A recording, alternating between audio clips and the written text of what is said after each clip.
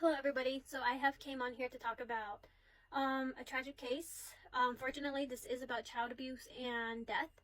It's about these two little girls from completely two different states. They were both tortured and both killed. They were also failed by the system that was meant to protect them. The two little girls that I'm talking about is Genesis Matea and Rebecca Baptiste. We're going to be starting off with Rebecca. If you see me looking on the side, I'm reading my notes, and it's my first time doing this, so no judgment. So starting off with Rebecca, she was 10 years old. She had once lived in Phoenix, Arizona, and had recently moved with her father, Richard Baptiste, and his girlfriend, Anya Woods, to Concho, Arizona. On July 27, 2025, Anya had called 911 stating her daughter, Rebecca, was not breathing. And sometime during that phone call, they had asked if she knew CPR so they could start performing that. And Anya's response was, "I do, unfortunately." Shortly right after that, the sirens, you can hear them pull up, and Rebecca was rushed to a nearby hospital. Sometime after that, she was transferred to Phoenix, Arizona Hospital, and on July 30th, 2025, Rebecca had sadly passed away. When the medical examiner took a look at Rebecca, they had found that she was dehydrated, very malnourished. She had bald spots on her head. She was missing a toenail. She had scars on her body showing equivalent to being whipped, and bruises everywhere, even in her private area. And she had missing skin from her elbow. Unfortunately, Rebecca tried to run away many times, and she was always brought back. And the Phoenix Police Department, they filed 5 different reports to DCS, and same thing with Rebecca's school. They had also filed reports. They have proven they had filed 12 times to DCS. DCS is arguing that they only have 5, and only one of them met criteria.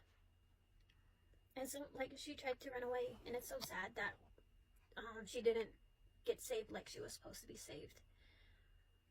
A couple days later, after Rebecca's passing in California, Bakersfield, 8-year-old Genesis Matea was living in a hotel with her father, Ray Matea Jr., and his girlfriend, Graciela Bustamante.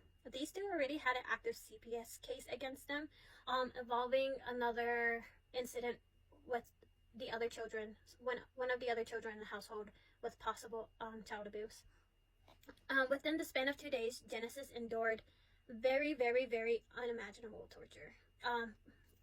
Bustamante and Ray, they pulled scalding hot water on her body, burning her face, her head, arms, legs, stomach, and even her private area.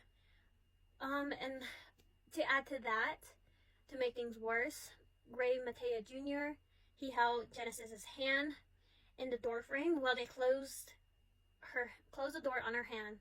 I believe it was multiple times, resulting in Genesis' fingernails to fall off. Sadly, when Genesis was found, she was covered in blisters and many other injuries. Within Genesis' final moments, Bustamante, the father's girlfriend, watched as Ray Matea Jr. Hit Genesis repeatedly until she went limp. On August 1st, 2025, Genesis died from the combination of her burn wounds and blunt force trauma. Other kids in the household were also found with signs of child abuse, showing injuries equivalent to being beaten, whipped, and cigarette burns. The Bustamante states she did not partake in any of these horrendous crimes. She allowed the abuse to go on for months, but did never intervene due to fear for her biological children's safety. Both Bustamante and Ray Matea Jr. are facing several charges for child abuse and first-degree murder. Both Bustamante and Ray pled not guilty to their charges and are currently blaming the other person. So they're blaming each other. I forgot to add that Rebecca Baptiste, her case, her father, Richard Baptiste, and his girlfriend are currently facing child abuse case charges and first-degree murder too as well. Like I said, these two things have recently happened, so sentencing has not taken place yet. They're still gathering evidence. This is just what reports we have so far. It's so sad that both Rebecca and Genesis, they were both so young and both subjected to unimaginable pain and torture. And they were abused by their own father and their mother figures, people who are supposed to love and take care of them and protect them. And they left this world too soon. They were only 10 and 11 years old. Their innocence was stolen.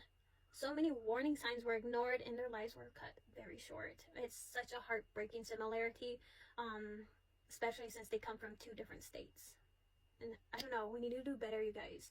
CPS and DCS, change your criteria.